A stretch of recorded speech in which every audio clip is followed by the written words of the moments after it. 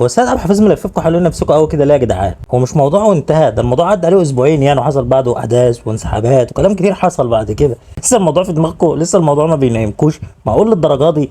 احمد سالم واحمد سليمان وميدو وعفيفي قبلهم جوه المناظره. احنا اهلاويه وبنحب سيد بس احنا اصلا نفسنا نسينا الموضوع.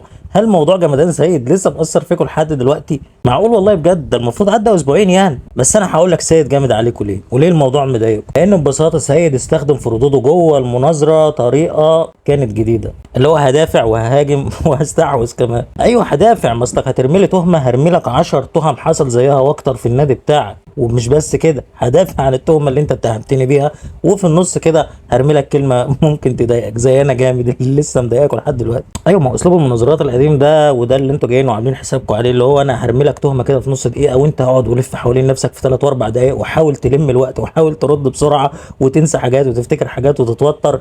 ده اللي انتوا كنتوا عايزينه يحصل، وده اللي ما عملوش سيد. وهو ده عبقريه وذكاء سيد عبد الحفيظ على الاقل في رايي انا. وكانت نتيجه ده ببساطه ان عفيفي واحمد سليمان واحمد سالم وميدو لحد النهارده لسه مش ناسيين. وسيد عبد الحفيظ بقى نفسه هو نفسه لما اتسال في الموضوع ده قال يا جماعه خلاص بقى، يعني الموضوع عدى والناس هي اللي تقرر وتختار بين الراي الصح والراي الغلط، اللي هنقوله مش هنعيده. يعني سيد عبد الحفيظ نفسه نسى الموضوع. ومش بس عفيفي وميدو واحمد سليمان واحمد سالم اللي متضايقين من الموضوع ده، لا ده مؤخرا وليس اخرا امبارح في مداخله هاتفيه مع ابراهيم فايق عضو مجلس اداره نادي الزمالك، اصغرهم تقريبا شاب اسمه تقريبا حاجه طارق. الشاب ده دخل واتكلم نص ساعه. في النص ساعه دي هو ما اتكلمش غير عن الاهلي وبيراميدز، ما اتكلمش عن نادي الزمالك. ببساطه هيتكلم عن نادي الزمالك هيقول ايه؟ هيقول عندنا مشاكل، هيقول اننا كمسؤولين مش مسؤولين. ايوه بالظبط مش مسؤولين. هم صحيح قالوا لنا قبل كده ان احنا عندنا متحدث رسمي ونظام مؤسسي وبنتعامل زينا زي الاهلي واحنا صفوه ونادي عريق، فعندنا متحدث رسمي هو اللي هيتكلم ويعبر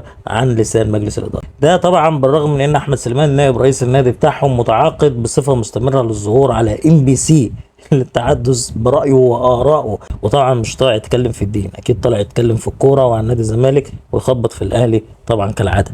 وقد ايه مجلس الاداره ذكر وقوي وانهم بياخدوا حقوق نادي الزمالك وما بيخافوش من اي حد، حتى لو وصلت انهم ينسحبوا ويخسروا 3 نقط ومش هينفذوا اي حاجه من المطالب. طلع طارق امبارح واتكلم نص ساعه لدرجه ان ابراهيم فايق قال له انا خايف ان الناس تقول ان انت طالع تتكلم عن الاهلي وبيراميدز بس، مش بتتكلم عن نادي الزمالك اللي انت عضو في مجلس ادارته. تخيل لما يجي الوقت اللي الاعلامي اللي المفروض ان هو بيحب الزيت في الزيطه ويحب الفضايح وانه يتكلم وياخد من لسانك ويزود على اللي انت قلته، هو اللي يوقف مسؤول عن الكلام، هو اللي يخاف عليه من الفضايح. فده يلخص لك الحال اللي واصل ليه بمسؤولين نادي الزمالك، المسؤولين اللي هم ببساطه مش مسؤولين. ما تسالوناش عن اي حاجه، ما حدش كلمني في مشاكل. احنا نادي الزمالك ما عندناش مشاكل المفروض اننا نقدر نحلها وما حلناهاش. اي نعم احنا قبل ما ننجح في الانتخابات احنا وعدنا الجمهور ان احنا هنجيب رعاه واننا رجال اعمال وفاهمين ودي شغلتنا. ما جبناش رعاه، ما حصلش.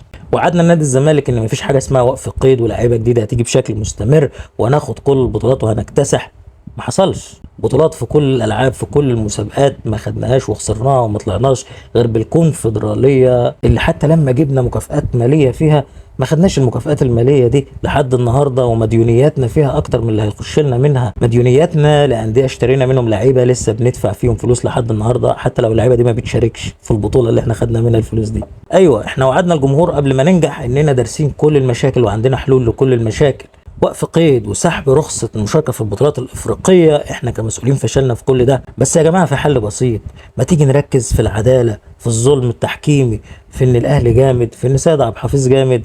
ايه ده بيراميدز مظلوم من الاهلي زينا وبينافس الاهلي. ما تيجي نشجع بيراميدز، ما تيجي نتلاقي في اي حاجه. وده ببساطه يلخص لك الحال اللي واصل لمسؤولين اداره نادي الزمالك، الاداره المترهله والقرارات المتخبطه والتوتر والتخبط الاداري داخل الاداره دي. اخيرا وليس اخيرا الحمد لله على نعمه الاهلي، الحاجه الوحيده اللي تعتبر مفرحانا اللي لسه فيها الامل. بس كده، ده كان رايي باختصار وشكرا.